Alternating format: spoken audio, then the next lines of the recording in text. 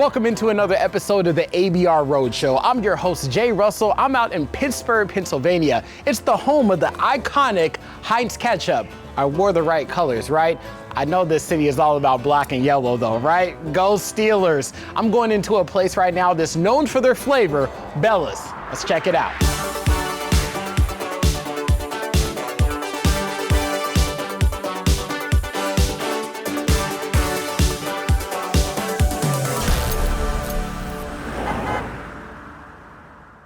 America, we made our way back to the kitchen now. Let me introduce you to Doug, the man that's making the good food back here. You have a nice dish you're gonna be making for me today, and I heard it's one of your top 5 sellers. We're gonna make our gnocchi short rib. First step, we're gonna need a little olive oil into our pan. We're gonna saute off some mushrooms. We're gonna go ahead and drop our gnocchi in our boiling water. We came up with this a couple years ago, and then we decided to put it on the menu, and it's just taken off. And how much ribs were you saying you're going through? About 10, 20 pounds a week. Pittsburgh, y'all eating good out here, okay? So this is our braised short rib. Oh yeah. It's seasoned in sous vide, and then we braise it for another 3.5 hours. This is some of the braising liquid that we actually braise the short rib in. We use this to make our sauce. So the braising liquid, can you kind of explain that? So a braising liquid, we start out with your standard mirepoix, celery, carrots, onions, fresh thyme, fresh rosemary. We do a tomato pinçage, fresh garlic, deglaze with some red wine, and then we have our veal stock. We'll let this hang out for a couple of minutes, and then we'll see how the finished product looks in just a moment. Oh, and that's our finished product right there. That's it right there. Oh my gosh, this looks so tasty. All right. The champion. There goes the Doug right there. Oh man, super flavorful, super duper flavorful. Oh my gosh.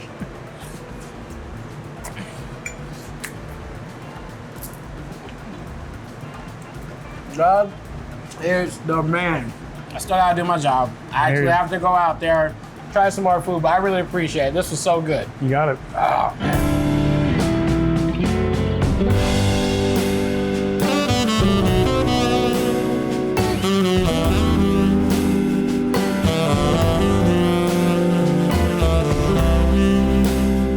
America, that food was so good. I'm definitely taking some to-go boxes with me. Let me introduce you guys to the owners. This is John and Tony right here.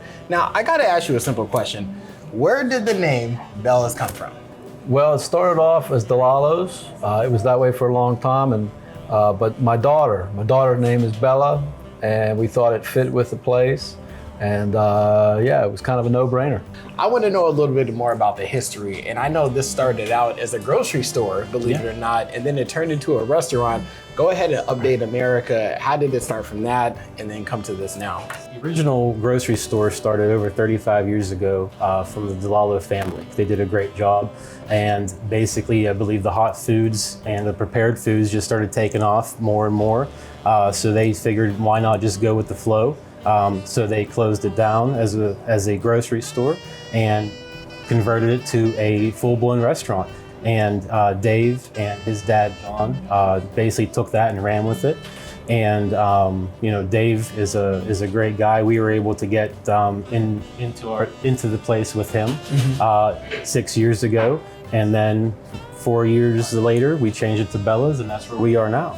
Well, I could definitely see this place being at the grocery store, seeing getting the ice cream maybe over here. Right. Right. That's probably the alcohol section was over here already. Kept it as a bar. And so, Tony, something that's interesting too, when you guys had the idea of this place, what was the concept? What did you really want to bring to the community of Pittsburgh? It was a solid staple already. You know, we were very fortunate when we came in, and we put some of our energy into it. Just as far as some small updates and things like that. Keeping it very similar to the menu-wise, but then throwing some tweaks in there, here and there, is what we wanted to do and accomplished. We didn't want to reinvent the wheel. We just wanted to fine-tune it a little bit. Well, you guys are already rolling, so keep it rolling there. Non-stop. And then speaking about rolling, your staff has been phenomenal since I've been here. Just speak about just how big is your staff here, and then they feel really like family more than, and I know a lot of restaurants say that, but it really feels like it's that way here. Oh yeah, I mean for sure. The staff is the big reason why we're here, why we're able to be here. Reggie has been here since day one, so 35 plus years. Majority of our servers, 20 plus, 15 plus, bartenders and everything else too. So they are not just staff here. The community knows them. They have regulars that request them. They only want to come in if Carol's working. They only want to come in if Stacy or Scott are working. Mike, they'll pop in and say hi to Reggie in the kitchen. So it is. It's like the area's Cheers pretty much. Everyone knows everyone's name. I love it. But the staff is amazing. They stayed in with us when we came in, and they're hardworking. They care. This is their livelihood, and they show that with their work ethic and with how they treat all the people that come in. With everything that we dealt with COVID, they were great and helpful, and everybody put forth a lot of effort to help us make it through that.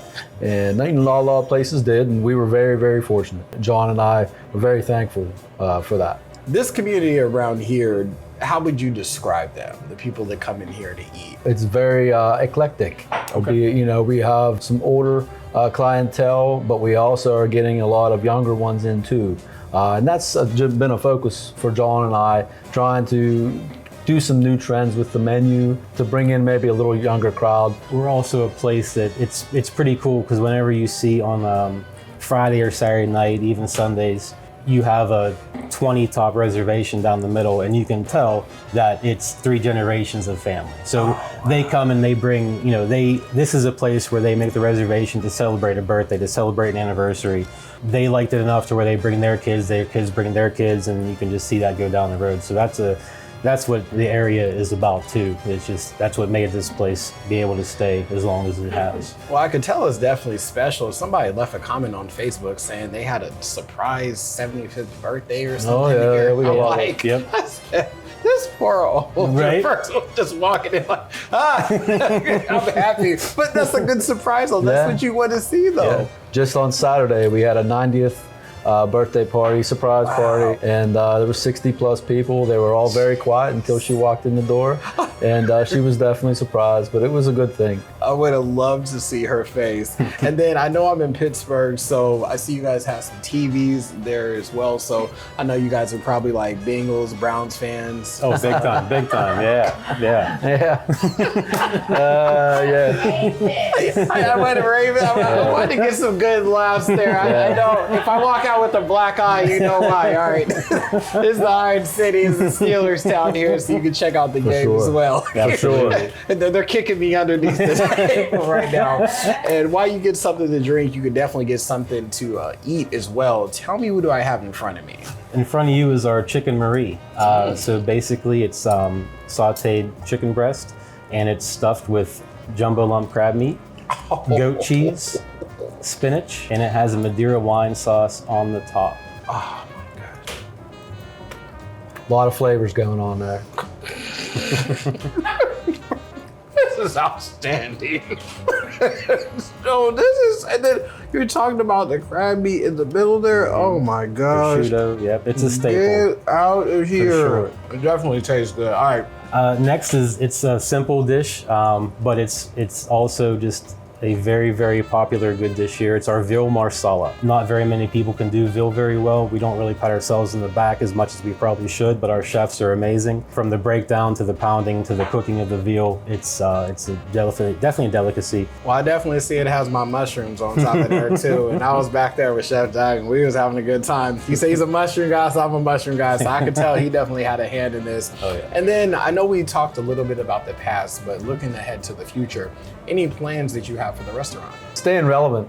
We want to make sure that we keep up on trends and keep up with everything that's going on, and try to keep in people's minds. Yeah, we want to just make sure that those, just like we talked about, the generations come and those next generations come too. Yeah. We want to be here for that. Well, I'll let you know right now, the kids are pretty much waiting to see this. They want to see you in the TikTok dance. And that's what they want you to see. The line is coming out the door, okay? She's all like, yeah, did you see the odors? Yeah, they were doing it. 2.2 million views. Now, I did have something to eat, but I'm definitely thirsty, so I may head over to the bar and get a nice beverage. But thank you, fellas, for letting us come through here. I had an absolutely phenomenal time. It's been a great time. Thanks. Thank you. Appreciate you. That's what I'm talking about. Thank you, the Limoncello Spritz. I'm Jay Russell for the ABR Roadshow. Remember, don't settle for less. Life is too short for average food and drinks.